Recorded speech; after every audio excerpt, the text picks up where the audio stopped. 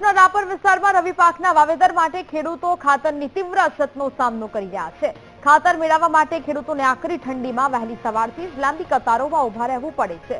વાગડ વિસ્તારના મુખ્ય મથક રાપરમાં સહકારી ખરીદ વેચાણ સંઘ અને ખેડૂત મંડળીઓમાં ખાતર માટે ખેડૂતોની ભારે ભીડ જોવા મળે છે। કેટલાક ખેડૂતો વહેલો નંબર આવે અને ખાતર મળી જાય તેવી અપેક્ષા સાથે ઠંડીમાં સવારના 4 વાગ્યાથી જ લાઈનમાં ઉભા રહી જાય છે। ખેડૂતોનો આક્ષેપ છે કે પૂરતું ખાતર નથી મળતું, ખાતર માટે વારંવાર ધક્કા ખાવા પડે છે।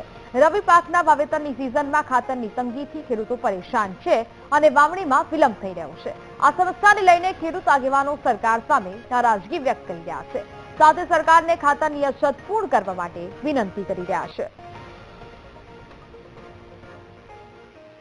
2 મહિનાથી આમ તો 2-3 વર્ષથી આ પ્રશ્ન છે કે ખાતરની લાંબી લાઈનો લાગવી પડે। ખેડૂતોને વાડીએ કામ કરવો, બાઈયાને લઈ અને ખેડૂતોને બજાર સમિતિમાં જવો પડે, સંઘમાં લાઈનો લગાડવી પડે।